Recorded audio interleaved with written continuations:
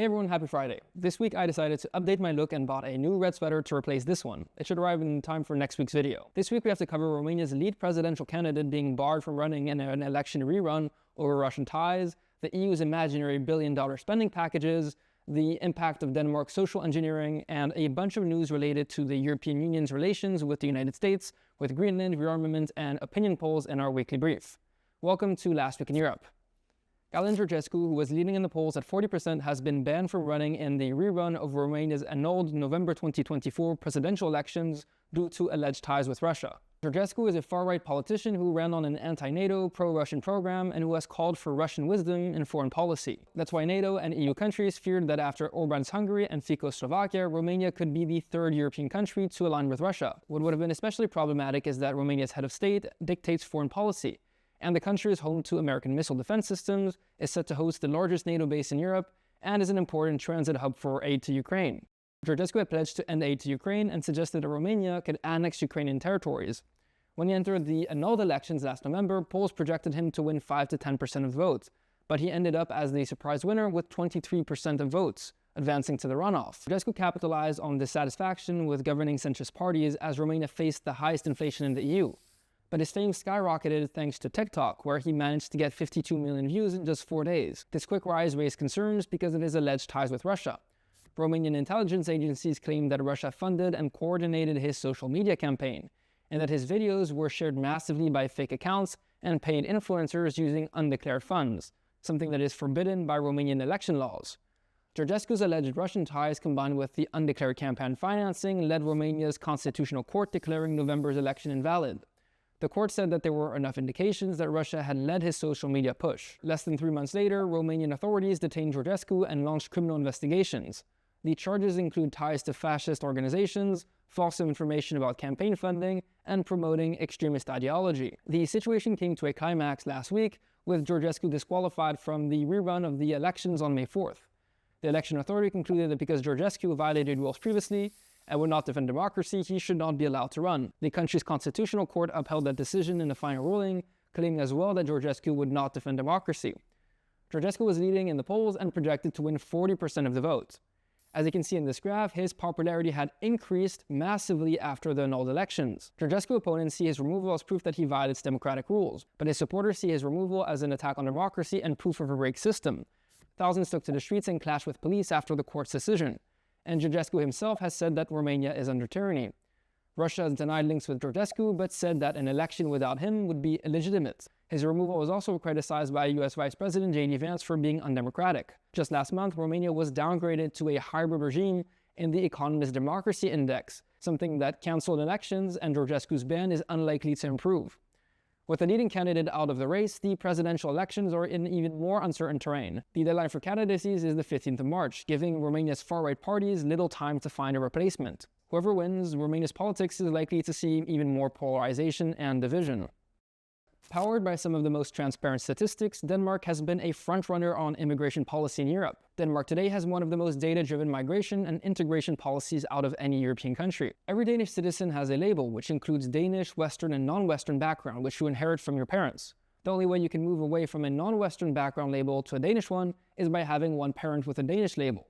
Unlike most other European countries that stop tracking after the second generation, Denmark can track migration background over multiple generations. And what Denmark's statistics show is that integration of non-Western immigrants is failing across the board. They and their children were much less likely to have an education or jobs than natives and vastly overrepresented in crime. According to this 2017 study, the fiscal cost of non-Western immigrants and their descendants was about 2.2 billion euros, or 1% of GDP. And over the past 20 years, non-Western immigrants and their descendants were convicted for 23% of homicides, 40% of attempted homicides, 27% of grievous assaults, 36% of rapes, 36% of robberies, but also 22% of typical white-collar crime like fraud. While Denmark never opened up to immigration on the same level as other Western European countries, these statistics prompted the country to close down even further. It severely restricts immigration, limits the number of asylum seekers it receives, and doesn't give out citizenship easily. As you can see from this graph, about 5,000 people received Danish citizenship in 2022. A number that has been declining for the past 2 decades, while it has exploded to about 90,000 in neighboring Sweden and 40,000 in Norway. Today, 10% of the population is of non-Western descent, a number that is significantly lower than that of other European countries and which is projected to remain relatively constant.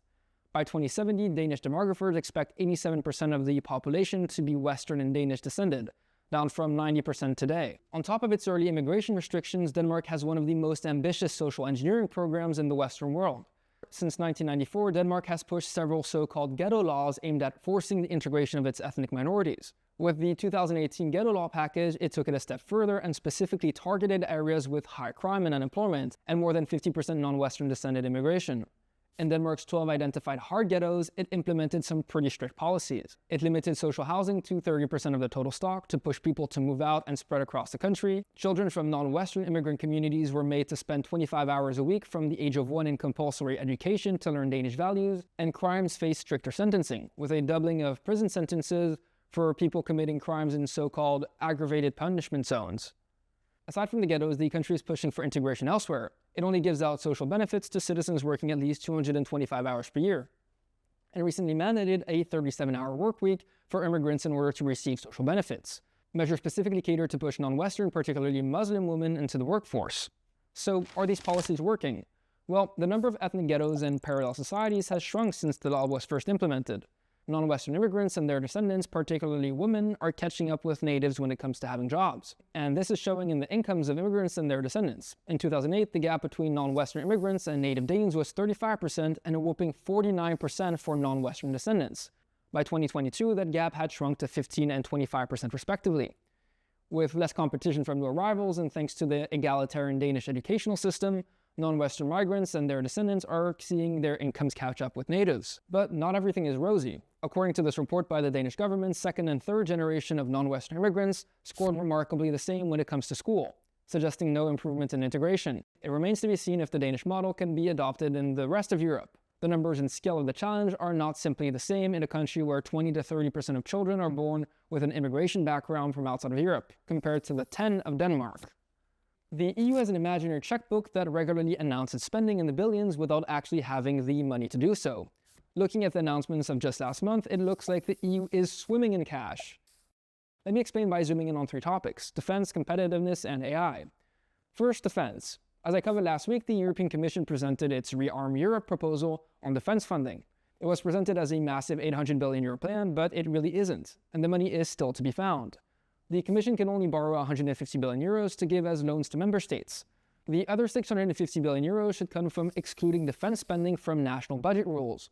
If member states would increase their defense spending by 1.5% of GDP, it would equal roughly €650 billion over the next 4 years. But that they can doesn't mean that they will. The rest is part of the EU's imaginary checkbook of billions that it doesn't actually have. We also see this imaginary checkbook in our second topic, competitiveness. The European Union regularly promises billions to boost strategic industries like green tech, or with the CHIPS Act to strengthen the semiconductor industry.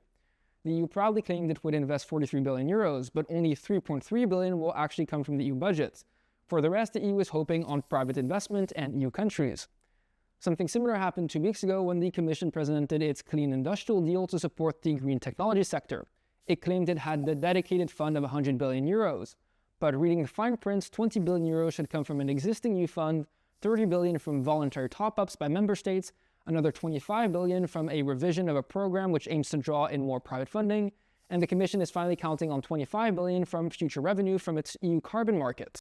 Finally, let's look at AI. The European Union is racing to keep up with global competition, but the lack of funding compared to the United States is the biggest challenge.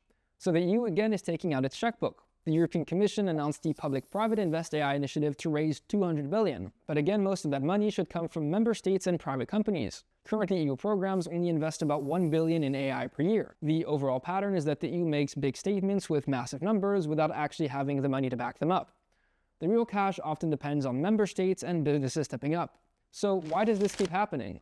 Well, we can explain by looking at what the EU's actual budget is. It's just under $200 billion for 2025. About a third of that goes to farming subsidies, and another third goes to fund underdeveloped regions. So the budget leaves little room for the EU's grand plans, like €800 billion for defense, €200 billion for AI, and €100 billion for green technologies. The numbers simply don't add up, which is why unless the EU's budget increases, it will keep waving its imaginary checkbook. In the brief, Swedish battery maker Northvolt has filed for bankruptcy. It leaves Europe without a competitor to Chinese battery makers that dominate the sector. In Greenland, the center-right Democratic Party has won the election with 30% of the vote.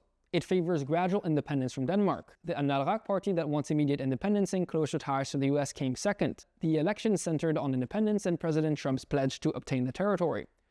In transatlantic news, the European Commission will impose counter-tariffs on 26 billion euros in exports in response to the United States tariffs on steel and aluminum.